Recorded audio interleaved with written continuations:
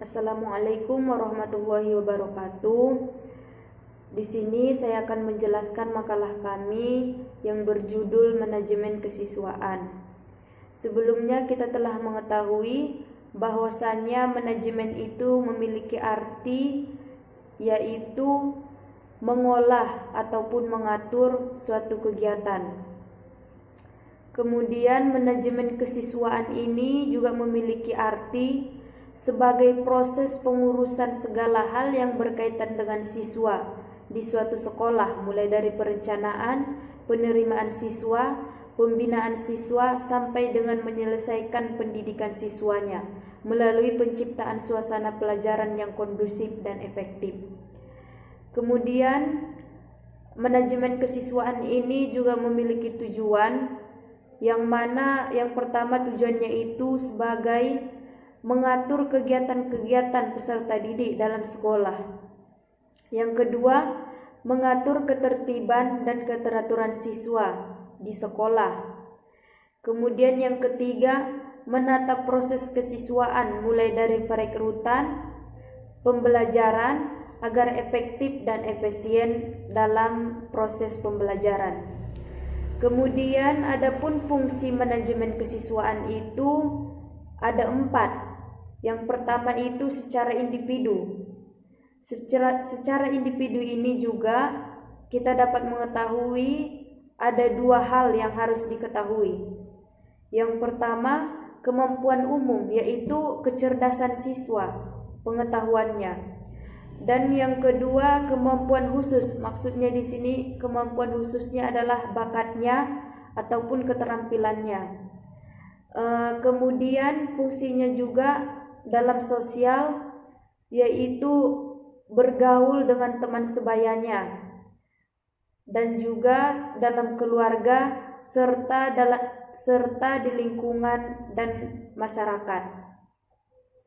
Kemudian fungsinya juga yaitu inspirasi dan harapan. Maksudnya adalah hobi siswa tersebut, kesenangannya dan minatnya.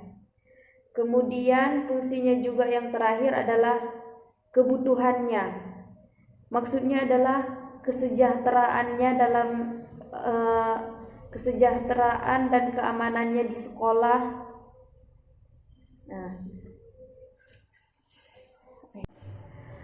Kemudian adapun prinsip manajemen kesiswaan ada 4, yakni yang pertama, siswa harus diperlakukan sebagai subjek dan objek, sehingga setiap perencanaan dan pengambilan keputusan itu kita lebih mengutamakan kebaikan untuk para siswanya.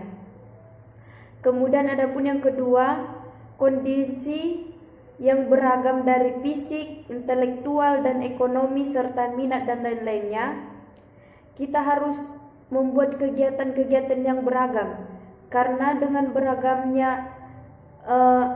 beragamnya intelektual siswa, beragamnya ekonomi siswa, beragamnya fisik dan minat lain-lainnya, kita harus membuat beragam kegiatan juga, supaya dalam kegiatan tersebut kita tidak mengutamakan satu belah pihak.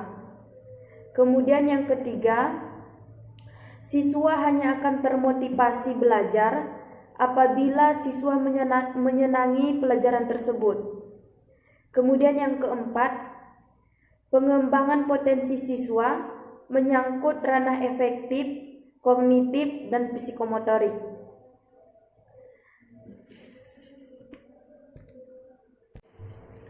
Kemudian tanggung jawab kepala sekolah, yaitu yang pertama memberikan layanan fasilitas yang dibutuhkan oleh siswa untuk mengembangkan proses pembelajarannya. Yang kedua, menyetujui kegiatan-kegiatan pengembangan kemampuan siswa. Yang ketiga, memberikan orientasi. Yang keempat, mengatur sensus penerimaan, syarat penerimaan, dan data yang diperlukan untuk penerimaan siswa. Kemudian membuat peraturan dan tata tertib di sekolah.